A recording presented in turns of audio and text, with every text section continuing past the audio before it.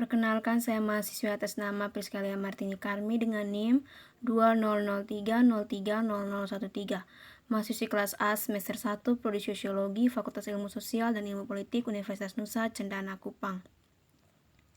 Kali ini saya akan mereview buku ke-14 mata kuliah pengantar sosiologi, yaitu review materi sosiologi prosesual dalam buku Prosesual Sosiologi. Pada bab pertama membahas mengenai fokus yang relatif kuat pada hasil ini secara serius membatasi jalan hidup pendekatan sosial tidak membuahkan hasil. Hasil itu terus berjalan. Individu juga tidak memiliki hasil kecuali hasil invarian yang kita harus semua berharap dalam jangka panjang Keynes. Jadi fokus analitik implisit tentu saja kehidupan studi tentang hasil individu menciptakan masalah penting yang kami bisa lihat dengan melihat konsep khusus kehidupan sentral. Bidang substantif saya sendiri studi tentang pekerjaan dan pekerjaan. Dalam penelitian karir, kita sering melihat individu sebagai semacam batu tulis akhir di mana hasil dari proses sosial ditulis. Secara analitis, sebagian besar studi tentang karir mengandaikan dunia di mana kekuatan sosial yang besar mendorong individu-individu kecil menempatkan tanda yang berurutan pada pengalaman kerja individu yang mana kemudian diambil sebagai explanandum terakhir. Tapi tentu saja individu yang mengalami berbagai hasil antara yang membentuk karir mengambil tindakan sementara karir mereka masih dalam proses dan tindakan ini merupakan hasil lebih lanjut dari pengalaman tersebut. Salah satu jalan keluar dari budaya analitis yang tersirat dalam perjalanan hidup. Oleh karena itu pendekatannya adalah untuk memusatkan perhatian kita pada hasil lebih lanjut tersebut.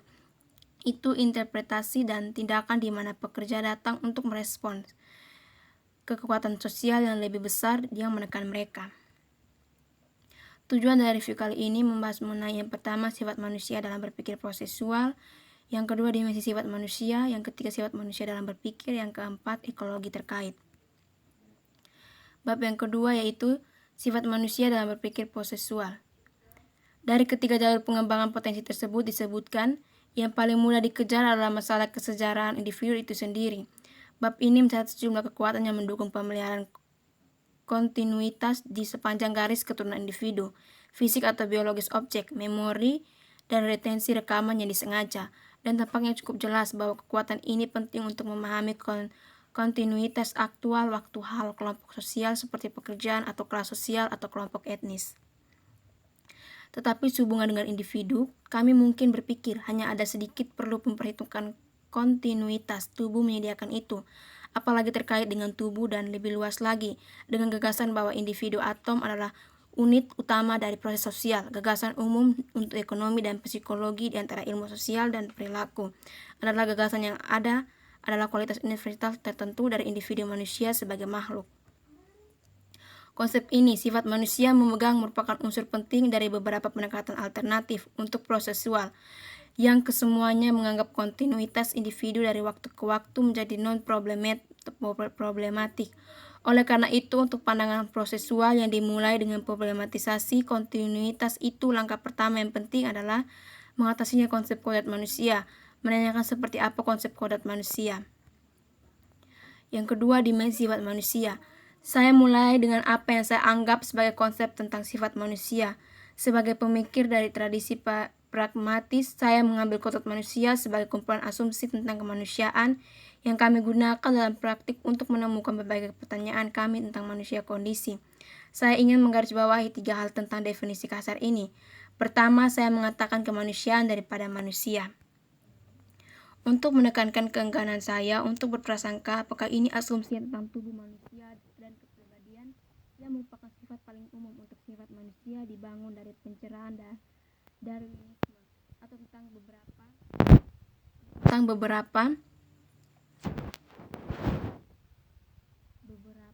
unit kehidupan atau kehidupan manusia lain. Yang kedua, saya mengatakan asumsi kita gunakan dalam praktik daripada konsep a priori.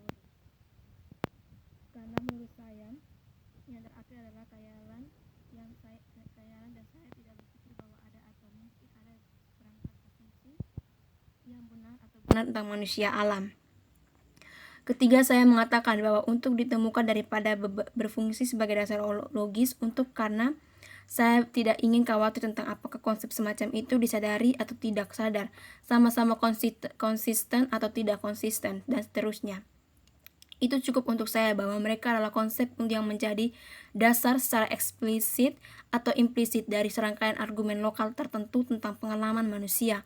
Perhatikan bahwa posisi yang ini memang memerlukan keyakinan bahwa hampir tidak mungkin membuat koheren argumen tentang kemanusiaan tanpa asumsi sifat manusia dari beberapa jenis. Yang berikut, sifat manusia dalam berpikir. Ia menyelesaikannya dengan mengasumsikan bahwa perubahan bukan stabilitas adalah keadaan alami kehidupan sosial. Langkah seperti itu membuat penjelasan tentang stabilitas menjadi pertanyaan sentral sosial teori. Dalam pandangan prosesual, kita berbicara tentang stabilitas ketika kita mengamati garis keturunan peristiwa yang terus berpulang kurang lebih sama dari waktu ke waktu. Artinya proses sosial terdiri dari aliran peristiwa. Silsilah semacam itu memiliki semua kekaburan dan kompleksitas batas kekerabatan garis keturunan yang kita kenal.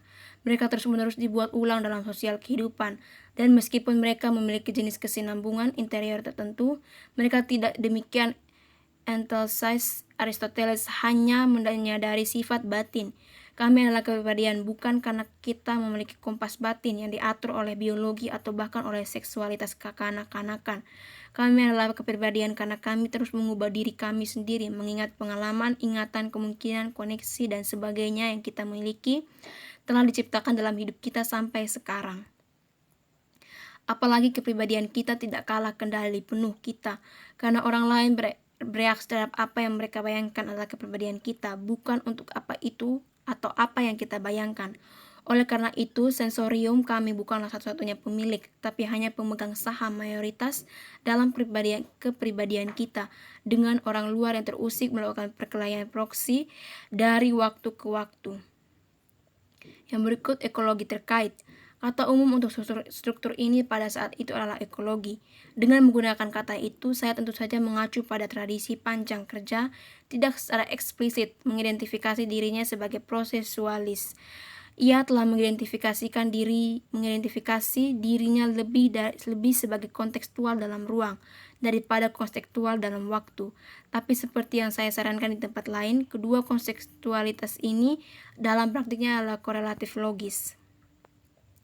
Pendekatan prosesualis terhadap waktu sosial memerlukan pendekatan ekologis terstruktur, struktur sosial pada suatu saat, karena gagasan yang menyandikan struktur sosial berisi semua informasi yang efektif tentang masa lalu kausal adalah satu-satunya cara untuk menjelaskan tindakan historis yang tampak pada kejauhan dalam dunia sosial yang ada secara ontologis waktu ke waktu.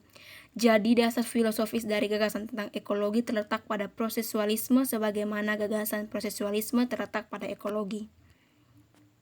Namun demikian, ekologi juga sering dipahami sebagai salah satu dari beberapa cara untuk mendamaikan akun yang tampaknya berbeda dari kehidupan sosial yang dihasilkan oleh dua ontologi tradisional, individualisme dan emergentisme sosial.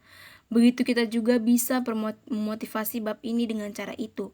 Perdebatan yang sudah berlangsung lama membuat perbedaan antara individualis dengan akun emergentis dari sistem sosial. Bagi kaum individualis, sistem sosial adalah hasil tambahan dari fenomena individu yang dikumpulkan melalui struktur sederhana seperti pasar. Bab yang ketiga yaitu simpulan. Berdasarkan hasil review pada bab sebelumnya dapat disimpulkan bahwa fokus yang relatif kuat pada hasil ini secara serius membatasi jalan hidup pendekatan. Proses sosial tidak membuahkan hasil, itu terus berjalan. Individu juga tidak memiliki hasil, kecuali hasil invarian yang kita harus semua berharap dalam jangka panjang Keynes.